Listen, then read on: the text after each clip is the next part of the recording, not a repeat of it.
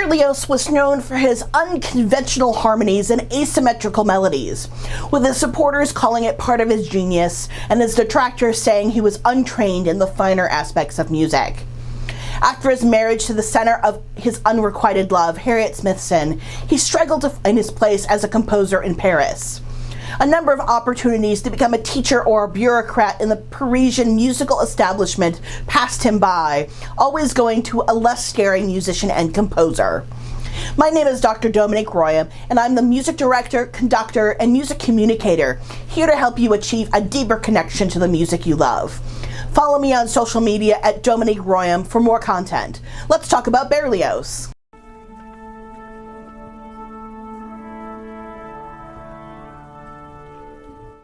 The first work to arise from Berlioz's pen after his sojourn in Italy was a work requested by Paganini, a symphony with viola obbligato, Harold in Italy.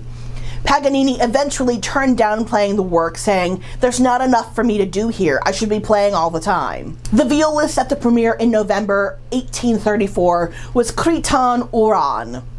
An association was made between the work and Lord Byron's Childe Harold's Pilgrimage, and the melancholic character that was the center of the work.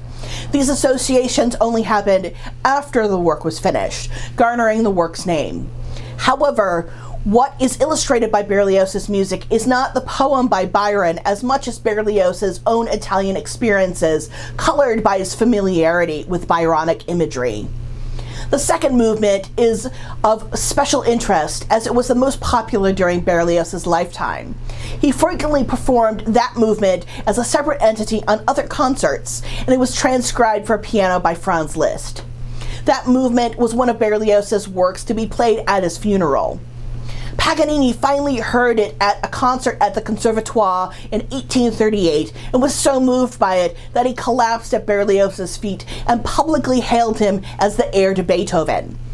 Paganini also gave him a sum of 20,000 francs, which allowed him to pay his and Smithson's debts and have some left over.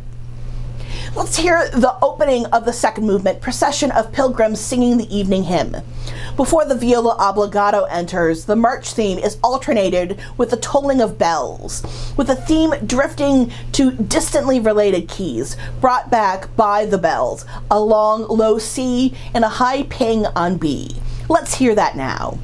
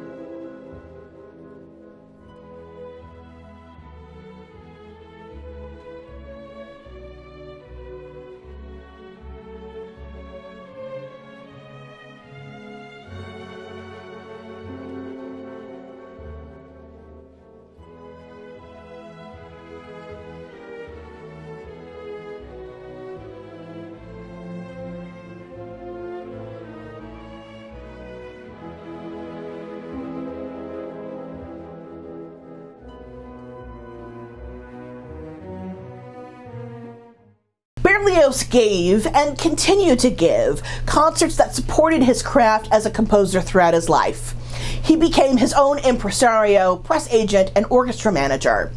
Berlioz experimented with the sonic colorations that happened by sitting the orchestra in unique ways, inventing the time and rehearsal-saving device of the sectional, and he used the time-saving, if novel at the time, device of rehearsal letters in his scores and parts. Another institution was just starting to make its mark in Parisian culture of the same time, the Society De Concer. An up-and-coming orchestra would pair naturally with a young, determined composer. However, the conductor of the Society De Concer was a musical conservative that glorified Beethoven, Franz Antoine Aubenek. Aubenek and Berlioz did not see eye to eye, Berlioz calling into question the changes that Aubenek made to classic works, and Aubenek did not like the modifications of classical norms that Berlioz included in his work. The Society saw Berlioz as having almost destroyed the true symphony, so noble, pure, and richly unified, by substituting in its place the brilliant caprices of his musical imagination. As a way to supplement his waxing and waning earnings in his concert endeavors, Berlioz started writing for the musical press. By 1837, he had secured the position as chief music critic at the Journal des Bals. He also had become the leading reviewer for the review at Gazette Musicale, along with many other invitations to write for other journals as well. Berlioz often expressed bitterness for writing as it became a permanent fixture in his life, and most often what he had to write supplanted what he wanted to write. The powerful sword wrought with his reviews garnered him more enemies than friends. He wrote these reviews on principle, saying, "I can no more not admire a sublime work by my greatest foe than not detest a frightful nonsense by my dearest friend." Writing for the more musically inclined readers at the review at Gazette Musicale, Berlioz created a series of articles called De l'Instrumentation, which formed the core of his first and most famous book, Grand Traité d'une Instrumentation et d'Orchestration de Moderne, or the Treatise on Instrumentation. It was published in 1844 after the serialization in the review at Gazette Musicale. A chapter on conducting was added by Berlioz in 1855. In 1905, Richard Strauss added some information about modern instruments using examples from Wagner. The Berlioz text discusses the ranges, colors, and expressive qualities of most orchestral instruments. It uses examples from the work of Berlioz himself, Mozart, Beethoven, Gluck, and others to illustrate different techniques. Many composers studied the work closely, most notably Modest Mussorgsky, Gustav Mahler, Richard Strauss, and Nikolai Rimsky-Korsakov. In the 1830s, Berlioz's focus was battering down the doors of the opera, where musical success as a composer was measured. Berlioz started working on his opera Benvenuto Cellini in 1834 as his gambit to enter the well-compensated ranks of an opera composer. He was distracted by his journalism and his own concerts, finally finishing in 1837. Berlioz did convince the opera to stage Benvenuto Cellini in 1838, but the technical difficulty of the score, combined with less than agreeable singers and a bad staging, left a lot to be desired. It was only put on 4 times, 3 in September 1838 and 1 in January 1839. Its failure signified to Berlioz that the doors of the opera were closed to him from that time forward. Berlioz's first official post was the Library of the Conservatoire as Deputy Librarian of the library, serving the head librarian by attending to administrative matters. This post took little time and no creative energy, so the position, with its attendant salary, was seen as politically plumb. However, from this time forward, every time Berlioz wanted to travel, he had to ask the permission of the director of the Conservatoire. It was to be Berlioz's only academic post, even though he tried for years to become a professor at the Conservatoire, each time being outmaneuvered by the old boys club that he was not a part of. The 20,000 francs from Paganini directly led to one of Berlioz's masterpieces and his personal favorite work, Romeo and Juliette. The work was based upon the reimagining of the original Shakespeare play by actor David Garrick, which he had seen in 1827 with Harriet Smithson. The 7-movement symphony, the most avant-garde music written that decade, was patterned on Beethoven's massive 9th Symphony. It was scored for voices, chorus, and a large orchestra with 2 harps added to Beethoven's original forces. The roles of Romeo and Juliet are represented by the orchestra and the narrative aspects by the voices, leading to the symphony having only a small vocal parts until the towering vocal finale, just like Beethoven's 9th. Berlioz's reasoning follows. If, in the famous garden and cemetery scenes, the dialogue of the 2 lovers, Juliet's asides, and Romeo's passionate outbursts are not sung, if the duets of love and despair are given to the orchestra, the reasons for this are numerous and easy to understand. First, and this reason alone would be sufficient, it is a symphony, not an opera. Second, since duets of this nature have been treated vocally 1,000 times by the greatest masters, it was wise as well as unusual to attempt another means of expression. The Paris Conservatoire was the location of the premiere on November 24th, 1839. It was so well received, it was repeated twice in rapid succession, once on the 1st and then on the 15th of December. Each concert was packed with notables from Paris and abroad, notably a young Richard Wagner. He said hearing the work made him feel like a schoolboy at Berlioz's side, and called the work a major influence on his Tristan and Isolde. In 1860, Wagner sent Berlioz the published full score of Tristan and Isolde, inscribed, "To the great and dear author of Romeo and Juliet, from the grateful author of Tristan and Isolde." The most effective part of the symphony is the greatly loved Adagio of the third movement, Chant d'amour. The scene displays one of the central tenets of Romantic music. The love between Romeo and Juliet is not sung, as Berlioz alluded to in his quote. Many masters had already succeeded in that realm, but depicted only in instrumental music. Berlioz said in the preface to this published score that just instrumental music was richer, of greater latitude, less restricted, and more powerful than any other means of expression, thanks to its ambiguity.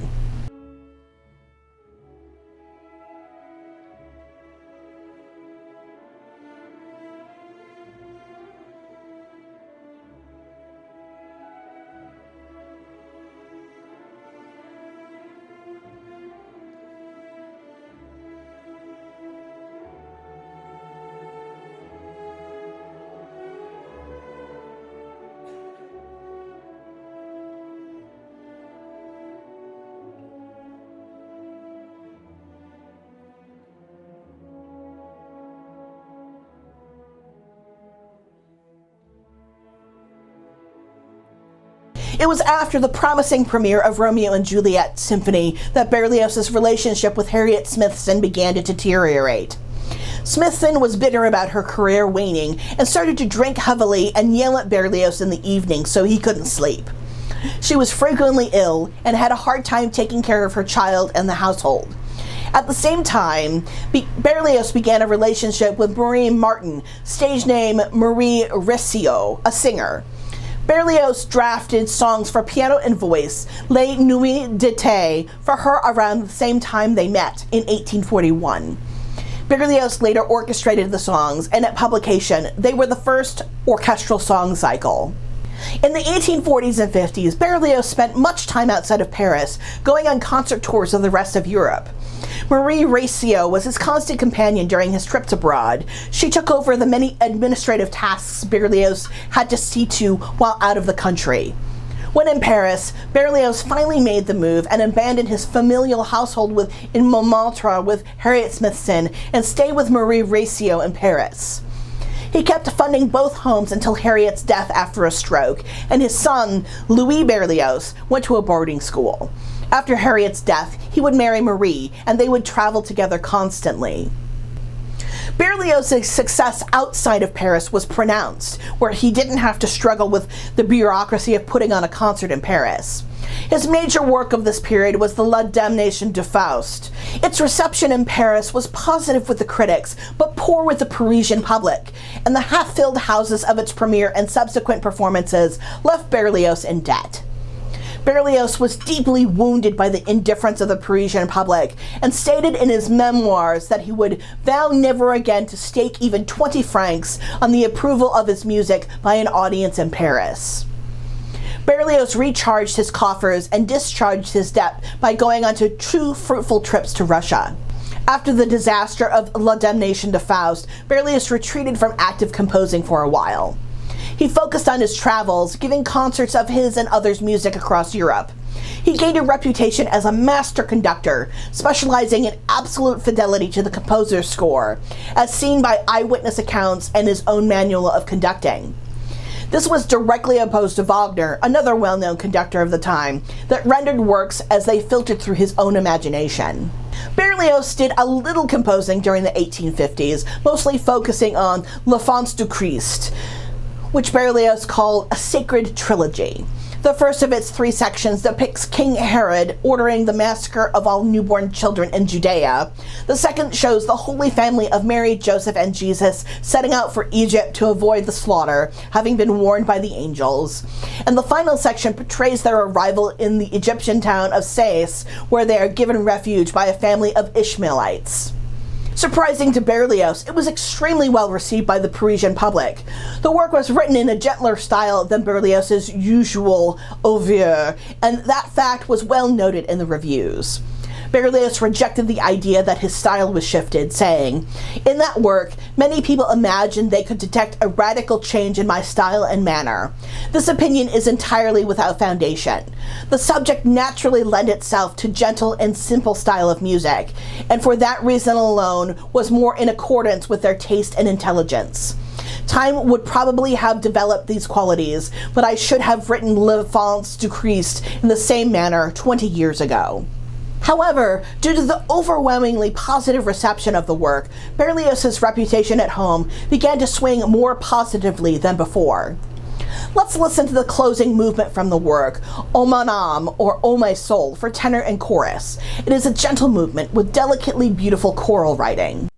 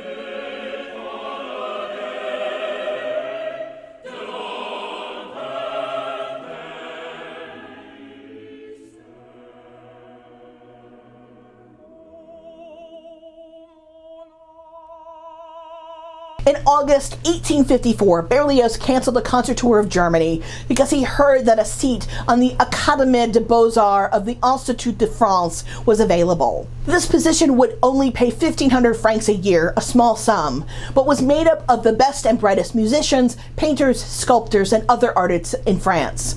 The honor was immense. It was the official statement that you were one of the best musicians in France. Berlioz, with his frustrated desire to have a governmental position in the Paris Conservatoire or elsewhere, was all the more dedicated to getting a position on this committee. They oversaw the direction of arts in France, were called upon to read monographs and dissertations, sat on special committees, and deliberated on single entries to the General Dictionary of Fine Arts that began appearing in 1859. They also adjudicated the yearly Prix de Rome. Berlioz made a number of attempts to be elected to this august body, starting in 1839. Finally, after his reputation in Paris increased due to the successful work L'Enfance du Christ, he was voted on in June 21st, 1856. Berlioz's grandest work, Les Troyens, began with a conversation between Liszt's companion, Caroline zu Seiten-Wittgenstein, and Berlioz, talking about his love for Virgil's Aeneid. Caroline encouraged Berlioz to begin work on the project by creating the libretto himself in the Wagnerian manner. Berlioz did so, starting the libretto in the spring of 1856 and dating the last part of the composition to April 12, 1858. Berlioz worked for 5 years with the Paris Opera to see the work staged in the manner that was appropriate for such an ambitious project. However, the opera continued to vacillate in producing it. In January of 1860, pressure from imperial circles had the opera turned to Wagner's Tannhäuser. Berlioz got frustrated and finally let Leon Carvello, director of the smaller Theatre Lyrique, mount a production of the second half of the opera with the title Les Troyens à Carthage. This included the last 3 acts of the full opera, with even more compromises and cuts made during the run-up to production. Numerous numbers were cut due to the weakness of the singers and the chorus, and ballets were cut due to a lack of ability to change the scene in a timely manner. As Berlioz noted bitterly, he agreed to let Carvillo do it, despite the manifest impossibility of his doing it properly. He had just obtained an annual subsidy of 100,000 francs from the government. Nonetheless, the enterprise was beyond him. His theater was not large enough, his singers were not good enough, his chorus and orchestra were small and weak. The opera had 21 performances between November 4th and December 20th, collecting 64 reviews from various musical journals. Meyerbeer attended 5 performances of the opera, and Berlioz's son, Louis, attended all of the performances. At first, delighted to hear his work performed, Berlioz became depressed about the artistic circumstances of the production after an absence of 3 weeks from the theater due to a case of bronchitis. After the Théâtre Lyrique run, Berlioz withdrew the score until the Parisian music editors Schudens and Company published the score with optional cuts appended by Berlioz.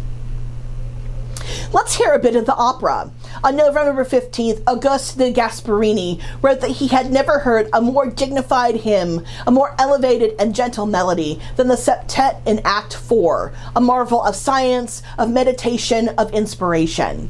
Berlioz wrote the critic the day the review came out and said, "What a style, what a sympathetic understanding of great art. What a beautiful thing is your article. Let's listen to this. Tout n'est que paix et charme, or all is peace and charm."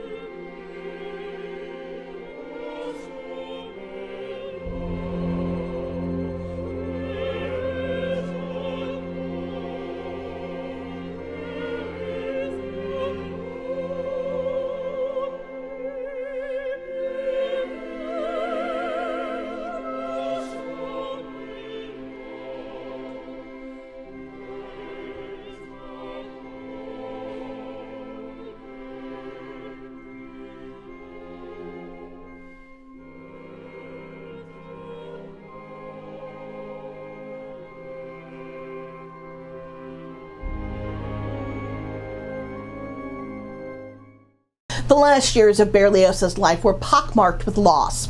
Harriet Smithson, Berlioz's first wife, died in 1854. Marie Recio, his second wife, died in 1862 after a sudden heart attack. Berlioz had also lost his two sisters at that time.